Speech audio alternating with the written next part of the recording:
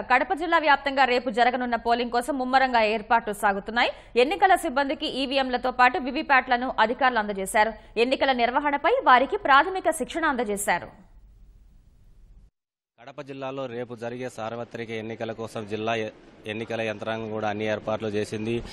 ఆయా నియోజకవర్గాలకు పరిధిలో సంబంధించినటువంటి పోలింగ్ సిబ్బందికి కూడా ఈవీఎంలు అదేవిధంగా వీవీప్యాట్లు కూడా పంపిణీ చేసేటువంటి కార్యక్రమం కొనసాగుతుంది. ప్రస్తుతం మనం చూడొచ్చు కడప అసెంబ్లీ నియోజకవర్గం పరిధిలో ఉన్న ఇక్కడ ఆర్ట్స్ కళాశాల మైదానంలో ఈ పోలింగ్ సిబ్బందికి అంతా కూడా భారీగా ఈవీఎంలు వీవీప్యాట్లు కూడా పంపిణీ చేసేటువంటి కార్యక్రమం చూస్తున్నాము. ప్రస్తుతం అయితే వీవీప్యాట్లు ఏ విధంగా ఉన్నాయి ఏంటి అనే దానిపైన కూడా అధికార యంత్రాంగము ఆ సిబ్బందికి ఆ వీవీప్యాట్లను అందజేస్తూ ఉంది. మొత్తం మీద కడప జిల్లాలో దాదాపు 2726 పోలింగ్ స్టేషన్ల పరిధిలో రేపు పోలింగ్ జరిగేటువంటి అవకాశం ఉంది. దాదాపు 22 లక్షల మంది ఓటర్లు ఓటు హక్కు వినియోగించుకోనున్నారు. ఇవాళ సాయంత్రం లోపు ఈ ఈవీఎంలన్నిటి కూడా ఈ పోలింగ్ సిబ్బందికి సరఫరా చేసిన తర్వాత వారికి కేటాయించినటువంటి ప్రత్యేక బస్సుల్లో ఆయా పోలింగ్ స్టేషన్లకి ఇవాళ సాయంత్రం లోపు చేరుకునేటువంటి అవకాశం ఉంది. రేపు ఉదయం 7 గంటల నుంచి సాయంత్రం 6 గంటల వరకు కూడా పోలింగ్ జరిగేటువంటి ప్రక్రియ కొనసాగడంతో అయితే ఎన్నికల సంఘం ప్రత్యేకంగా చెప్పింది రేపు ఉదయం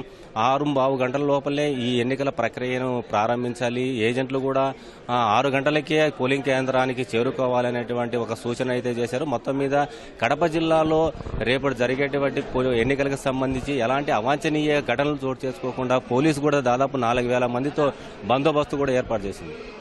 కెమెరామెన్ జగదీష్తో మురళి, ఈటీవీ న్యూస్, కడప.